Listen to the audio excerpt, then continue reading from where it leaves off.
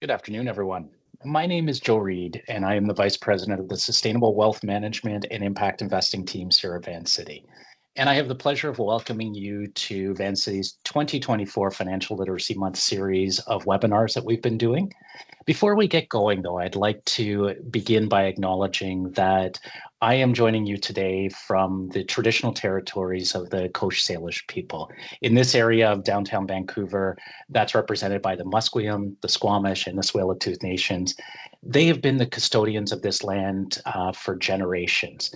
And it is truly a privilege and an honor to be able to live, work, and play on these lands.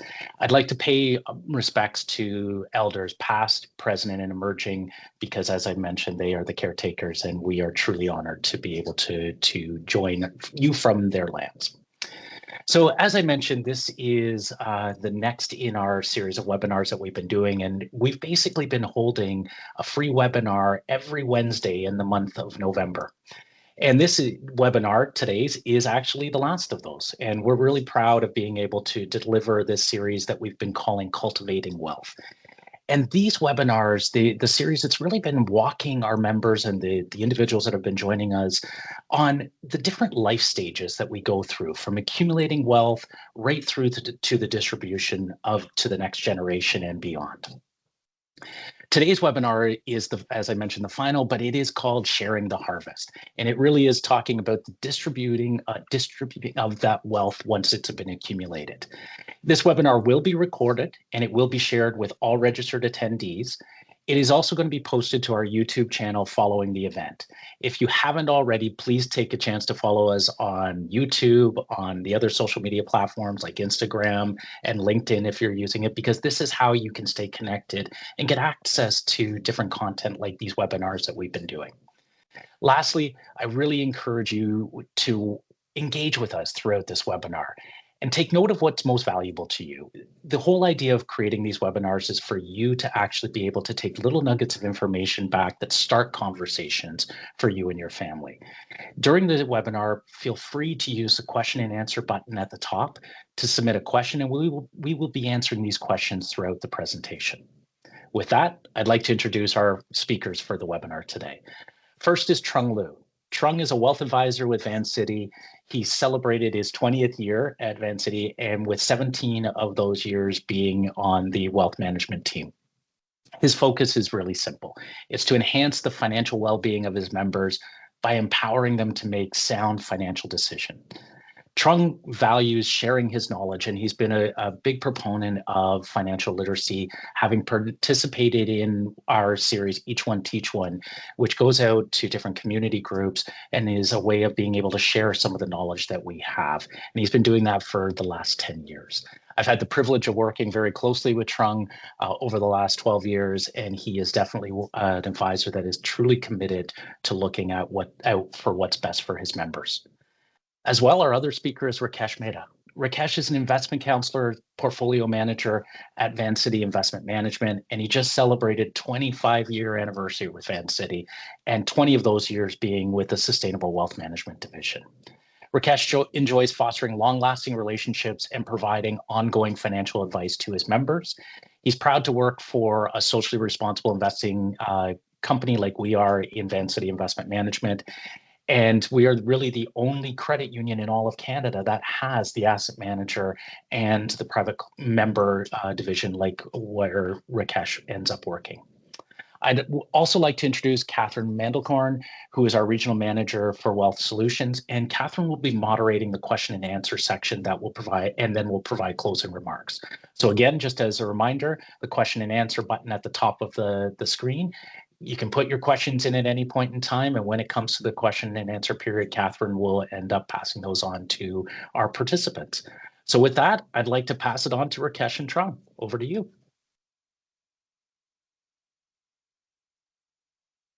Great, thanks so much, Joe. With today's agenda, we'll be covering retirement spending goals, creating tax-efficient income, financial independence, and legacy and estate planning.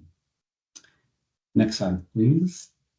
Now, in terms of retirement spending goals, these are the cash outflows that one will be incurring. There are four general categories or 4 general buckets that I like to put them into. You have, with the first bucket, you have your necessary expenses, also known as fixed expenses. These are expenses like rent, mortgages, utilities that one probably doesn't have too much control over. The second category are discretionary spending. This is an area that one can actually exert a little bit more control over, and these can include items like dining out, traveling, charitable donations, renovations, etc.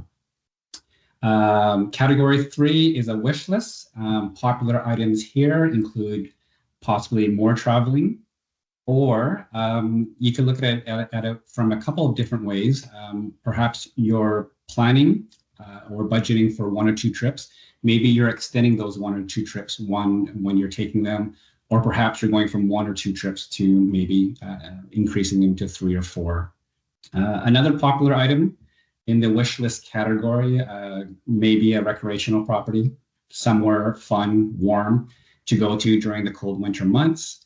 Or perhaps it's somewhere you could take off to and leave the hustle and bustle of the city. And lastly, with the fourth category, legacy spending, this bucket includes helping children, helping grandchildren, possibly with educational funding. It could help with helping them purchase their first home, and it can definitely include charitable gifting as well. Next slide, please. Now that we've covered the retirement outflows, I'd like to go over the common retirement income inflows. You'll see 3 main categories here. We'll start off with the government benefits. There's first the Canada Pension Plan. This is based on your working years. This is based on your income levels. Next, we have an old age security pension from the government. This is not based on your working years, and this is not based on your income levels. This is actually based on your residency in Canada. So from the age of 18, how long have you been a resident of Canada for? And that will actually determine the amount of old age security that you receive. Lastly, there is an additional top-up for those who fall in a low-income tax bracket. It's called the Guaranteed Income Supplement for those that are eligible. The second area that could provide a key retirement income source are your employer pensions. There's a defined benefit plan. That's basically a pension plan where the employee contributes a certain percentage. The employer contributes a certain percentage. When you retire, there's a set monthly amount that the retiree will receive for the duration of their life. I will note and say that a lot of employers have pivoted or transitioned away from defined benefit plans and into options 2 and 3, the defined contribution plan and group RSPs. Similarly, the employees and the employers will contribute a certain percentage to the defined contribution plan and the group RSP. However, on the receiving end, when it's time to collect a retirement income stream from that, there is an unknown aspect or unknown variable to that. And that's sort of dependent on the growth of the funds along the way while you're working and into retirement as well. Lastly, one can also rely on personal assets to provide a retirement income source. This could vary from anything from RSPs to RIF accounts, TFSAs or tax-free accounts, non-registered investments like dividend stocks, mutual funds, term deposits, or GICs as well. Okay,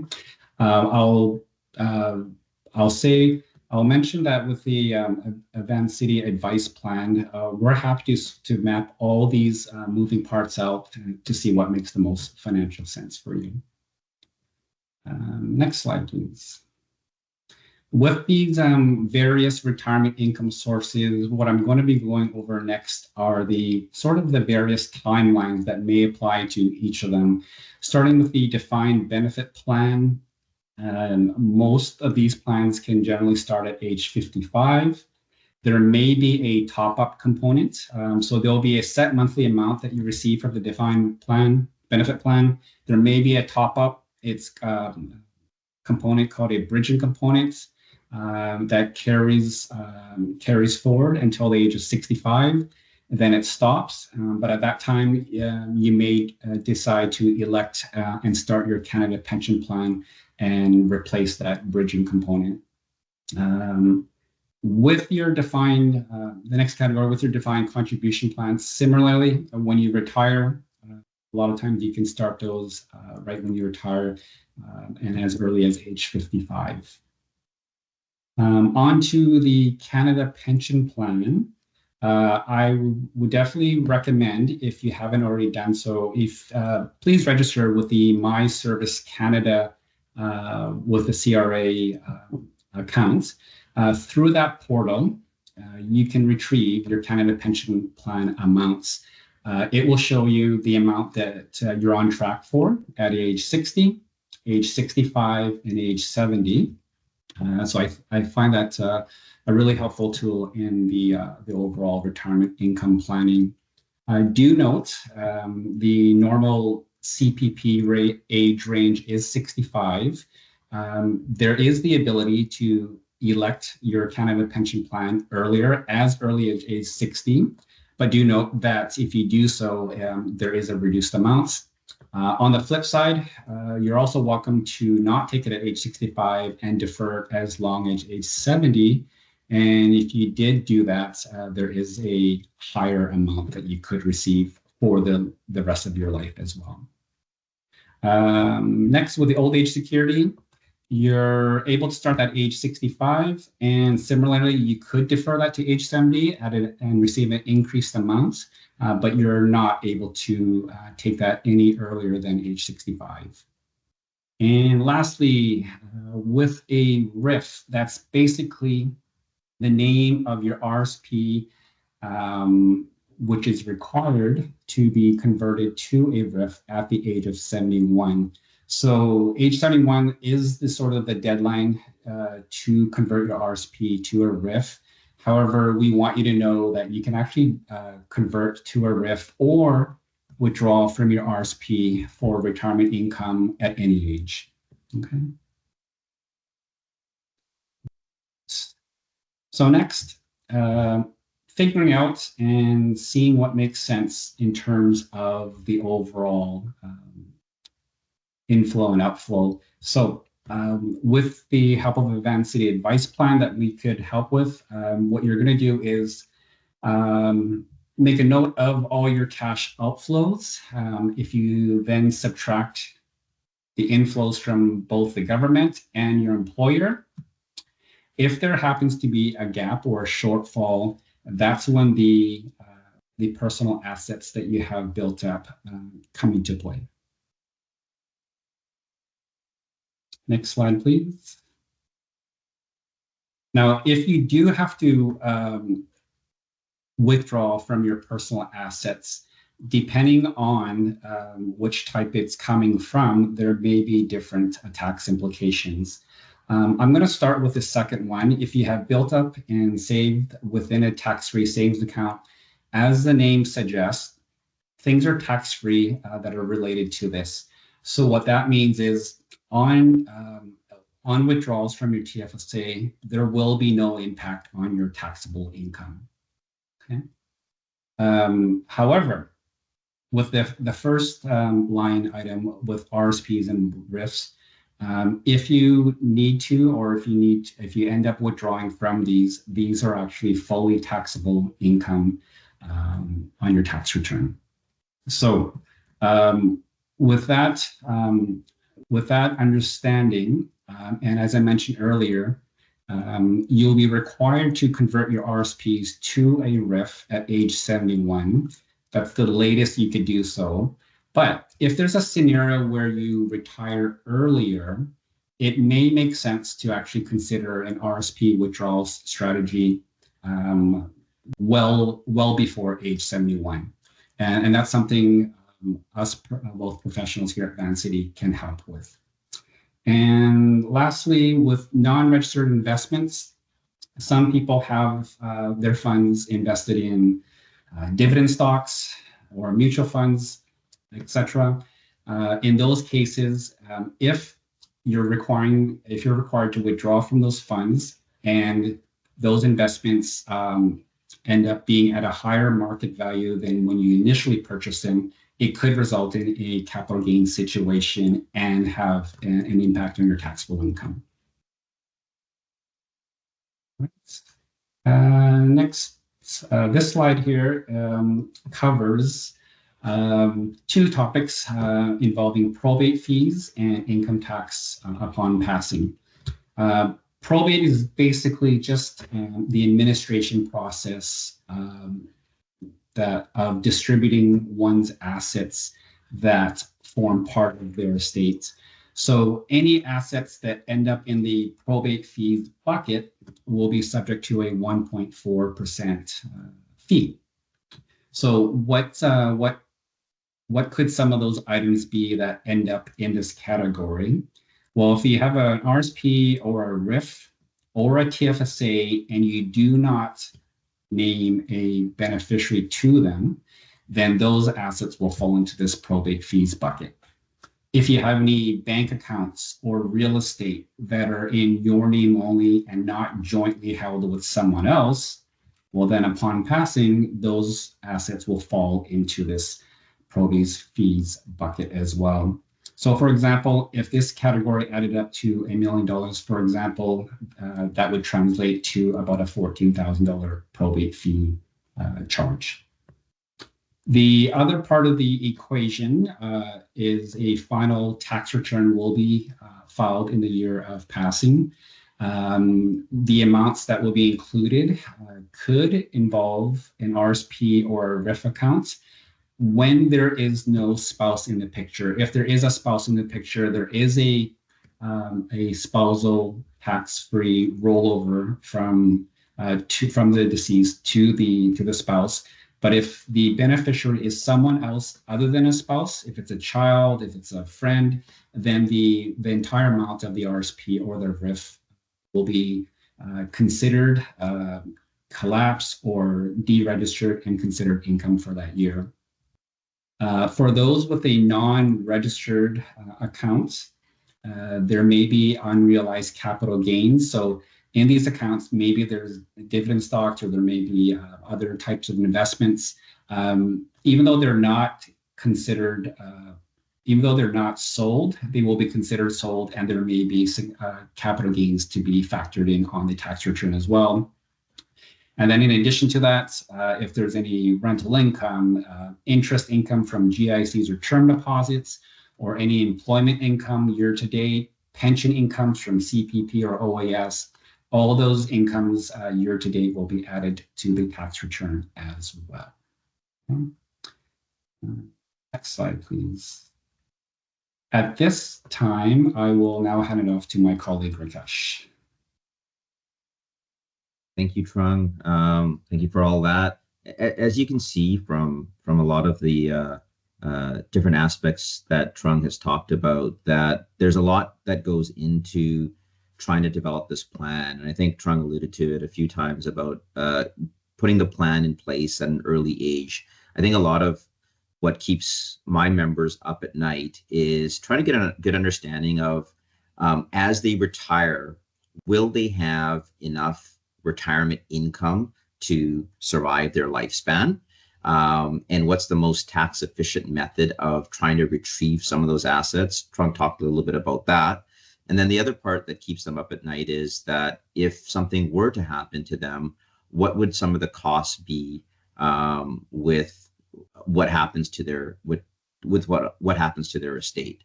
And so these plans that we talk about, it's nice because it gives you a snapshot in time as to where that person lies with respect to their financial plan.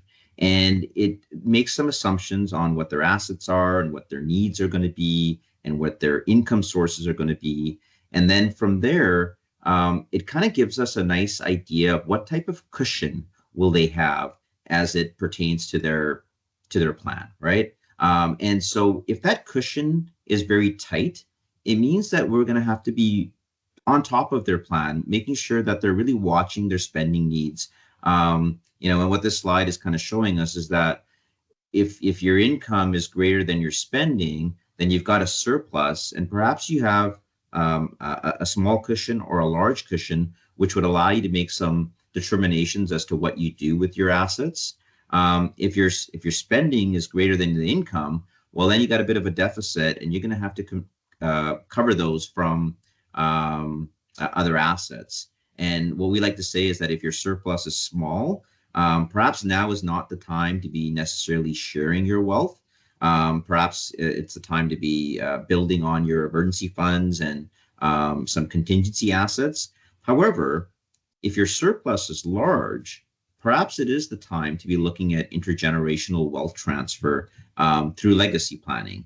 And what Trung was talking about in the previous slide, what this does is it potentially lowers the probate costs that could occur if something were to happen to you. And it would potentially lower the income tax payable on your estate as well.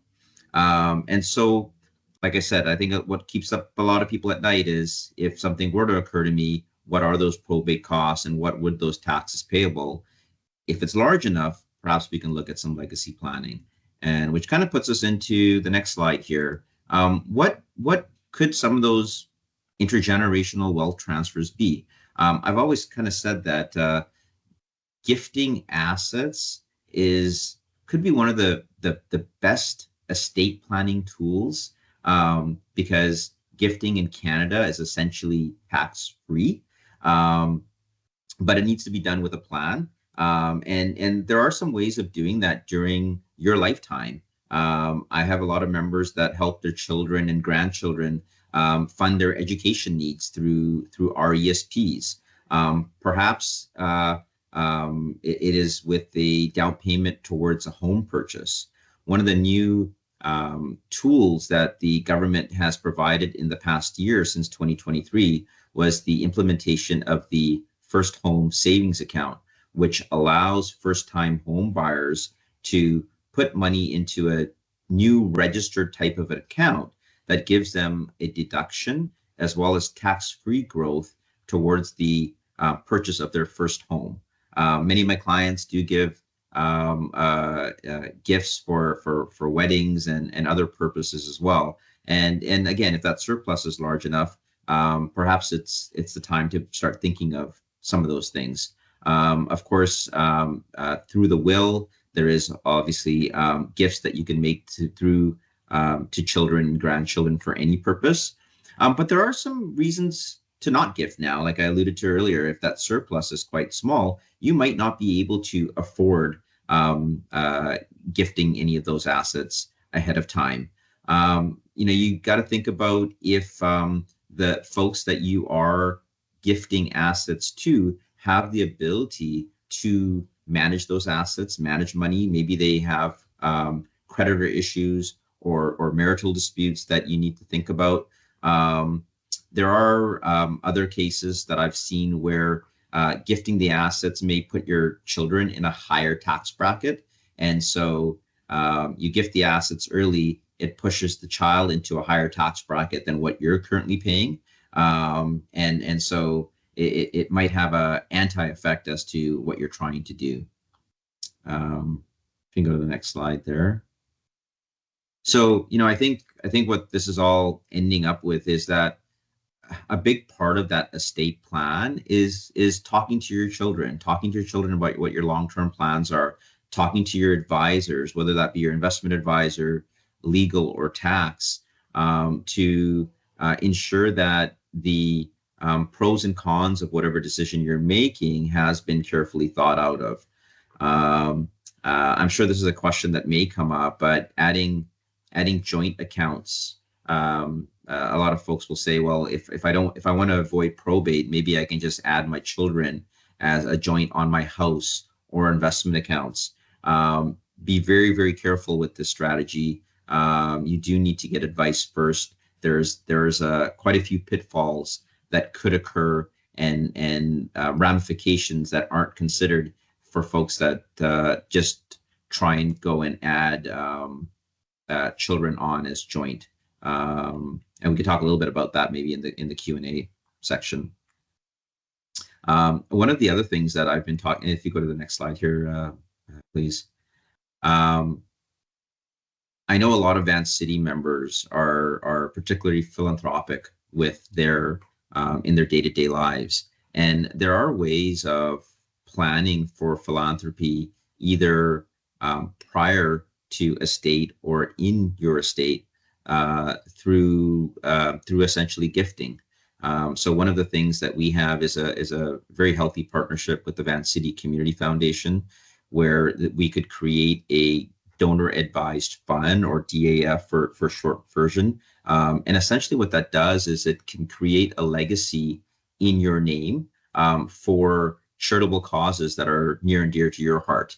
I've had actually a few members this year that have looked at large gains that they have in their investment portfolios and created essentially donor advised funds, which gives them a large charitable receipt in a particular year. And that money then provides to their charities on an ongoing sustainable fashion in perpetuity, essentially. And then again, part of the planning that you should be talking with your accountants and lawyers about is gifting at death. So ensuring that your beneficiary designations on insurance, RSPs, RIFs, TFSAs are well planned out. Perhaps it means gifting securities in kind through your estate, or perhaps it means cash distributions as well through your estate. But philanthropy can have a very significant tax effect, either prior to death or post-death as well, in terms of that wealth transfer strategy. If we just go to the last slide here about estate planning, I just said it, review all your beneficiary designations on all of your registered accounts. I think it's very, very important that you review and update your will at least every 5 years, or when there's a major life event. And when you are reviewing that will, what a lot of folks tend to forget about is looking to see if a power of attorney or a representative agreement is viable in their particular situation. And in particular, from the perspective of a portfolio manager, I do really value that power of attorney agreement, which allows someone to be able to make financial decisions on your behalf if you're unable to do so. And so, again, from a portfolio manager perspective, it can be a very valuable tool as you age in terms of your demographics, and perhaps need some assistance in helping make your financial decisions. Involving family members in the conversation. Sometimes this is the toughest part. We tend to be very guarded with our financial assets. We tend to be very guarded with the things of importance to us as it pertains to our income and our future goals. But I think if you do involve family members early on in that conversation, it can go a long way.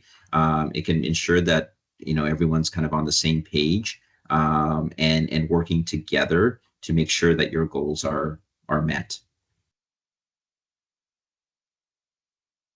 And so, when we're planning for these key milestones, I think it's important to start early. The whole point of this entire series of webinars that we've put on since the early part of November is kind of taking you through the early stages of starting to accumulate wealth to a point right now where we're using our wealth and perhaps distributing that wealth. Like I said, these plans that we do are snapshot in time that should be reviewed every few years to see how we're doing with our planning. And so, first step is meet with one of us, meet with anyone that's part of the Vance City Sustainable Wealth Management team, to help set that plan in place. And we can help set those retirement goals. We can list them down and look at what some of your short, medium, and long-term goals are, and try and see what steps need to be taken in order to meet those particular goals. We can help you collect information where it comes to your tax documents and help you understand what different types of registrations mean. What does that mean from a tax standpoint? What does that mean from an estate standpoint? If you allow us to collect that information with you, we can walk you through what some of those understandings mean. That'll typically mean that you meet with us again. Not those conversations typically take 2 or 3 meetings until we get the proper plan in place, and then what will that'll allow us to go ahead and implement that plan.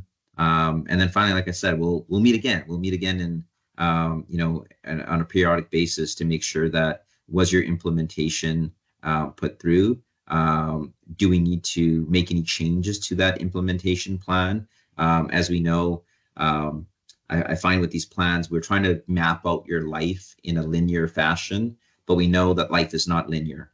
And that means that we need to create this partnership of ongoing meetings so that we could adjust the plan if need be. And so with that next slide, I think what it's doing is it's giving you an opportunity. If we could just go to the next slide there, please. So there is a QR code on the right-hand side there, which will allow you to, if you have your phone handy, you can take a picture of that QR code, and that would take you to a page that would allow you to book an appointment with any of the advisors here at Vance City. I believe it'll allow you to sort by geographic area, and put you in touch with one of us. And so, yeah, take a moment to snap a picture of that QR code. We'll give you a couple seconds here. And we'll just go to the last slide here, which is, again, I've kind of said it once, twice, or 3 times now, is just talk to one of us. We know everyone's goals are slightly different. We know that laws and regulations change from year to year. Very important for you to talk to one of us, and we will attempt our best to help you out. And with that, I think what we're going to do is open it up to questions that may have come in the chat box.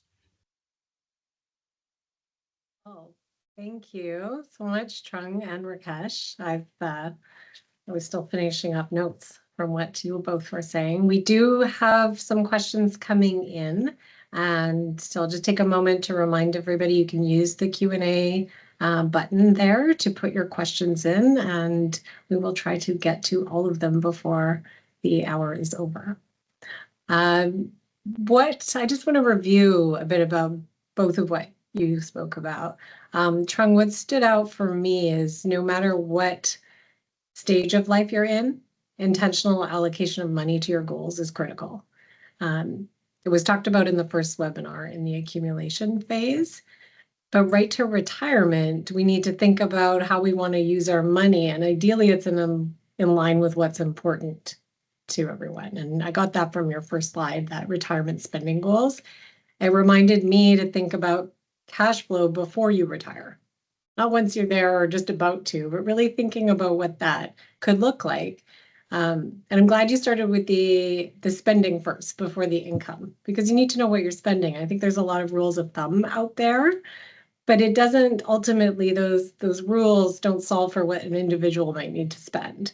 And so thinking about how you spend now and what that could look like in retirement, you may not have some expenses in retirement, but you might have some that increase, right? So thinking about those. So that retirement income slide though that used as well was a really great visual to show when you can start each of the government sort of programs and when to take RIF. And I mean, I think there may be a question too about when to take CPP. So we'll get to that. I think there's some good nuggets of information in there. Sure. Yeah. If I can just add in there, please do. Catherine, is that it's interesting you say that, because there's I couldn't tell you how many members that I've met that are trying to plan for retirement, and when I ask them, well, what are your expense needs look like, they say, well, they don't really know, because while they were working, they never had to worry about expenses. They never had to worry about how much they were actually spending, because money just came in and money went out. And now all of a sudden, when you don't have that necessarily recurring employment income coming in, and you're forced to think about, where is my expenses going? It's an eye opener for a lot of people. So that's a very good point. And I see it weekly when talking with members. Well, yeah, I think you spend most of your life accumulating wealth so that you can retire. So that feeling of, okay, always knowing you can make more, accumulate more, to that period of life where now this is all you've got. It's a psychological shift too for a lot of people, right? They, okay, now, and I'm not surprised, Rakesh, like you hear it from members, you said, I think on a weekly basis too, is, will I have enough? Like, it keeps people up at night, because that will I have enough is, it can be a really scary feeling, especially when it's a fixed amount. But you said, Rakesh, at one point, you can't start planning early enough, right? And it is a moment in time, but it allows you to see what that could look like and what maybe choices and decisions you could make now. Things could change, but if you're starting 5 years out before retirement, but at least you've got some sort of idea of where to get to. So I appreciated that. If I could add to that as well, Catherine, it's sitting down and with one of us and walking through sort of all the moving parts. You've learned to see how unique some of the areas are to certain people, and the importance levels vary from household to household. And I love sharing this story that I have, where there was a Canada Post employee that retired. He was single. His spending buckets, necessity and discretion, were quite minimal, I would say. His home was paid off, and he lived a simple life. So there wasn't too much discretionary spending. His wish list and his legacy, I would say legacy was actually the most important to him. He felt so much gratitude to BC Children's Hospital for taking care of him when he was young, that he decided to leave his entire estate to BC Children's Hospital. But along the way, when we started mapping things out and looking at his tax situation, because part of distributing wealth is, where possible, we want to help people minimize taxes or do things in a more tax efficient manner. He actually had a significant tax bill each year because he lived a simple life. He had surplus funds, and he actually generated a lot of interest income that resulted in a big tax bill. I said to the member that perhaps we can do some tax planning, and maybe we actually start creating impact to BC Children's Hospitals. Let's not wait until you're not around. So we did some calculations, and there was a lump sum that made a lot of sense. We did a financial stress test on his financial picture, and there was a lump sum that made a lot of sense that he could afford to actually donate to BC Children's Hospital on a yearly basis. That wiped out his tax bill each year. So it was almost like a triple win situation from an impact perspective. BC Children's Hospital has now received an annual check lump sum from him for 13 years, and they've obviously put it to good use. The member is, creating that, he's following through on his legacy impact now instead of waiting till later. It's just a win-win all around, and he's paying less taxes. So the only downside might be the CRA getting less tax revenue, but I think on other fronts, it's a win-win. So yeah, that's okay. That's so great. Thank you for I think that's such an important thing to highlight, right? Because we don't know what we don't know.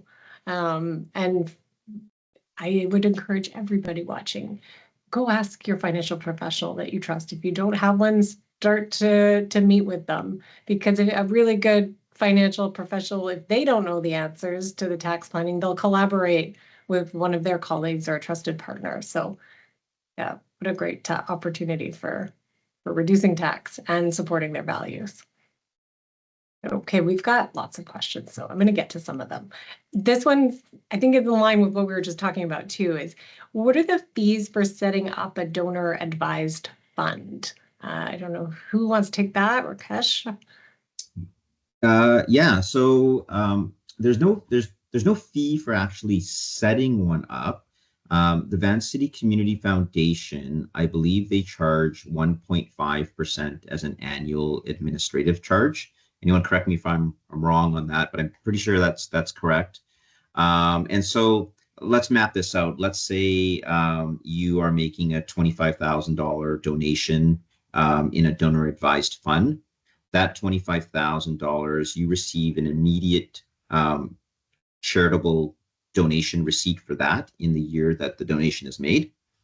That 25,000 then gets invested in a portfolio that is meant to kind of grow with the markets in a nice balanced fashion. And then from there, those returns are used to make grants to various charities that are aligned with your goals. And in order to do that, the Van City Community Foundation charges an annual administrative charge of 1.5%. But the nice part is that if done right, and it has been done right for many years, then that 25,000 original charitable contribution grows over time, and it allows you to make essentially granting to various charities in perpetuity, long after none of us are around. Okay, and this wasn't part of the original question, but I want to add to it because I have that question.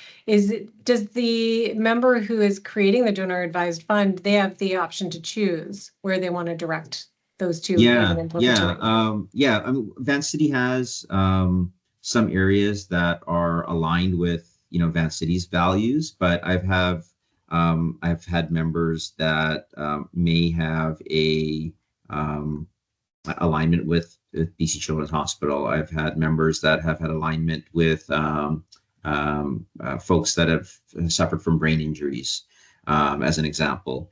There's actually, if you go to the Van City Community Foundation page, you can click on all of the different donor advised funds that we have, and it's kind of interesting to see the different areas that people hold near and dear to their heart.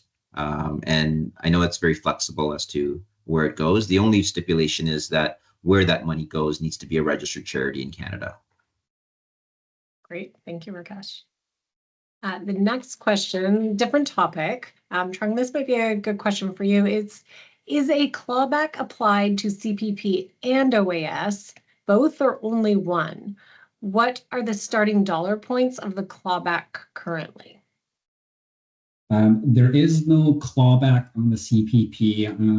I touched on how the CPP is calculated. It's based on your working years, your income levels during that year, and all that. So that stays intact. However, the OAS, the old age security, that's based on the number of years of being a Canadian resident that can be subject to something called an OAS clawback. So basically, that monthly amount can be reduced, can start being reduced if your annual income starts at around 90,000 roughly. And if you want to see your OAS fully clawed back, that income level needs to go from 90 to about 150,000. So when you add up your pension plans from work, from the government, I guess when I bring those amounts up, then people usually breathe a little bit of a sigh of relief if they don't have rental properties. But I think this is more applicable when there are larger retirement income sources, and that usually involves rental income really topping up those other pension levels. So, Great, thank you. And this is an aside, again, this is coming from me, but to follow up with this question, if somebody's concerned about whether they're going to reach OAS clawback, would you encourage them to come in, do some projections planning with an advisor? Is that something for sure, because that can be done? Yeah, I would say it'd be important because sometimes actually knowing the actual dollar amount that may be clawed back, there's that initial angst that I think people where it's like similar to when something's taken away from you, you know, some people, there's a bit of anxiety or angst about that. But then when you communicate the actual dollar amounts, it sometimes results in a bit more peace of mind. So no, absolutely. I think I want to draw a parallel analogy or a parallel situation with the whole probate fees. A lot of people, hear about how important it is to avoid probate fees. And then when I communicate it's 1.4%, which on $1 million actually translates to 14,000, is it worth 14,000 to add, your joint, your adult children as joint to your house, to your joint accounts, etc. And then you see that our members sort of recalibrating. And I think similarly with this question that you have, a lot of people get really caught up in the dollar amounts of the clawback and everything. But I think it'd be great to sit down and actually know the actual values, and then see if it's worth getting too concerned about. So. Yeah, great advice. Yeah, If I knowing can- all the pieces. Yeah, go ahead, Rakesh.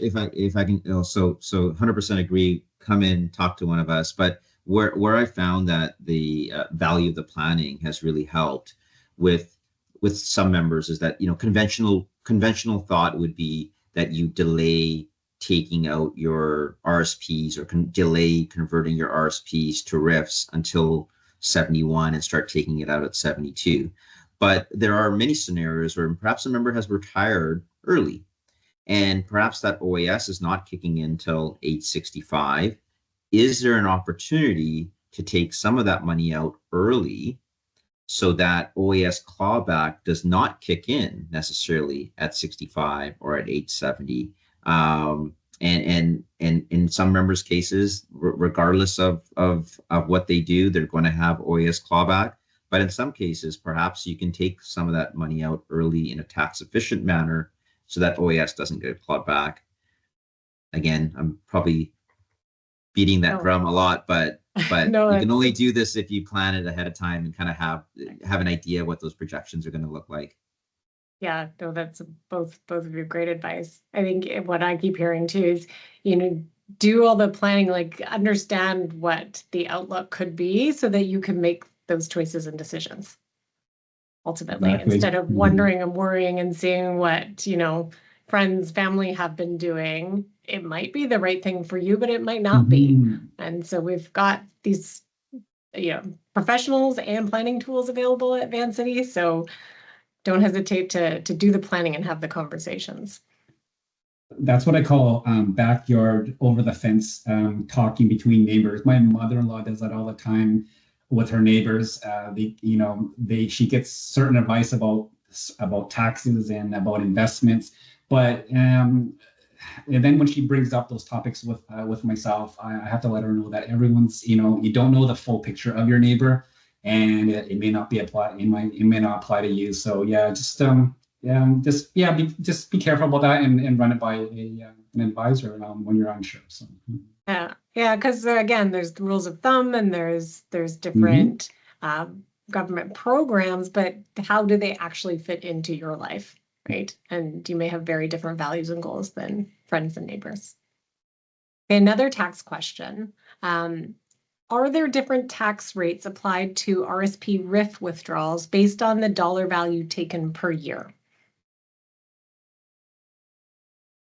Is probably a marginal tax question. I'm not sure I don't think it's on the withdrawal rates of RIF, but I'll leave it. Yeah, I have a feeling that the question has to do with if you're taking money out of your RRSP, what is the withholding tax.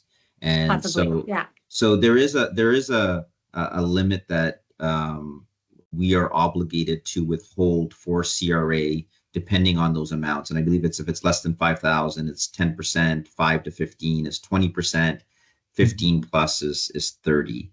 Now the key point here is that's how much we are withholding for tax purposes.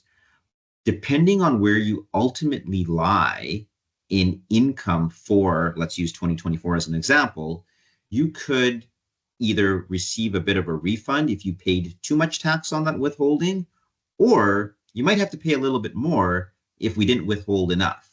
So we have those guidelines of 10, 20, 30%, but ultimately how much tax you pay on that withdrawal would depend on what your total income for that particular tax year was and what marginal rate to fall into. Good. Thank you, Rakesh. And if there's any clarifying questions that any of you would like to put into the Q&A, I'm reading them all, so feel free to put them in. Another question, we've got a few to get to. Is there a tax if I gift assets to children? What's that one? I can start with that. Go for it, Rakesh. Sure. The short answer is no. So if you are going to gift cash to children, there is no tax on the transfer of those assets. Ultimately, what children end up doing with that money, so if they use it to pay down mortgage, that's great. If they use that money to invest into a TFSA or RSP, even better. If that money earns interest in their account or earns growth in their account, then perhaps there could be ongoing taxes for the children. But ultimately, transferring cash from one to the other, there isn't. If you have an investment portfolio that has grown over time and you need to essentially raise cash or liquidate holdings to be able to gift, then there may be some capital gains tax that you have to pay in order to raise that capital. Does that make sense? Yeah. Right? So it sounds like, to summarize, that there's tax implications based on the investments or redeeming investments. But if you're gifting assets to your children, there's no specific tax. Like, let's say giving $100,000 to my adult child, they're not paying income tax on $100,000 in that year. Correct. Now, and I'll just add to that. Caveat. I recommend is a gift letter signed by yourself and even your children, saying that you are gifting and you do not have any interest in receiving any of this money back. If you have that done through even a notary or a lawyer, even better. And there is something called, quote unquote, the kitty tax. We do have attribution rules. So if you are gifting that to minor children, that tax could be attributed back to you. So in the case where I said that there's no tax, it's with the assumption that it is gifted to adult children. Great. It's true. Just to add to that, I do get a common question from beneficiaries receiving inheritances, and I think that kind of segues into this topic as well. So a common question from the beneficiaries is, when they receive an inheritance, do they have to deal with any taxes? I'm not sure where they get the idea from. Some people call it an inheritance tax. There is no such thing as an inheritance tax for the beneficiaries here in Canada. I looked it up. In the US, there is not a federal inheritance tax either, but apparently some states do have an inheritance tax. So somehow that information, has floated around, but it is a common question that I get. So in a nutshell, Rakesh has already touched on it. When the beneficiaries receive the funds, it's free and clear of all taxes and all that. It's already dealt with by the estate.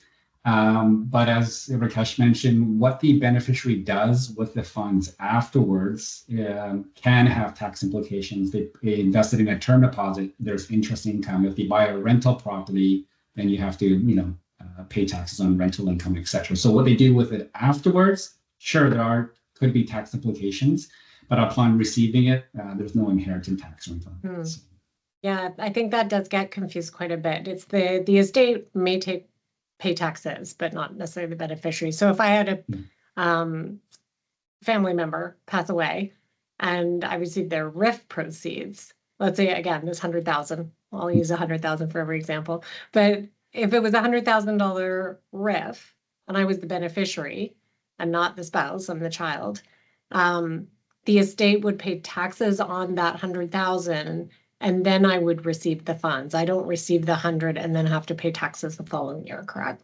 Correct. Okay. Right. Yeah. Okay. I've got a few more here. So this one, again, it's to do with assets and children. You can let me know if either of you are able to answer this best, but what will be the best, let me see how they phrased it.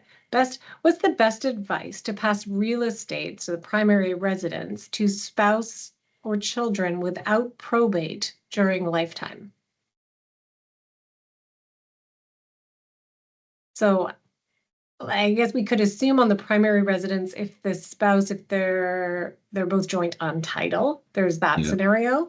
If one is not joint on title, what are the rights, I guess, and then passing to adult children. And I'm going to make some assumptions here on the question. I know some may want to put their children on title to avoid probate, but I think this ties into what you were saying earlier about probate. Is it worth it? Or what are we trying to actually avoid? So I put a lot of other frames to that question, but anybody want to tackle that one? Yeah, I mean, I think I'm a big proponent that if you are in a spousal relationship, that a principal residence makes sense to have in joint name. I believe there would not be any kind of property transfer tax with the land titles office if you do add a spouse on as joint. There may be if you are adding adult children on as joint, because there is a change in ownership occurring. There's some other issues of when you do add adult children on joint, especially onto properties. And I think the assumption here would be, if something were to happen to the parents, then at least the property can transfer to the adult children without having to go through probate. And especially considering the asset values of real estate in Vancouver, that can be, a fairly significant amount. Some of the pitfalls is that as an owner now of that property, you're opening up yourself as a creditor to your children's creditors. If there are marital issues that happen in your children's lives, that could potentially have implications on your ownership of that particular property. If you've got, are you adding one child or multiple children? If you have 2, 3, 4 children, if you have mixed families, there's also other implications. And I think it goes back to what Trung was saying about earlier, that probate is a fee that's there, but there's the ramifications of potentially adding adult children could be a lot more costly than what that probate fee potentially is. But I do recommend that you have your spouse as joint on investment property, real estate, and non-registered investments. So with property values being available via BC property tax assessment, I mean, again, going back to sitting down with us and walking you through the actual dollar amount could be a helpful exercise. If it's $1 million condo, is it worth avoiding $14,000 roughly in taxes to add your son or daughter to the property? And opening up, access and accountability and creditors to the situation.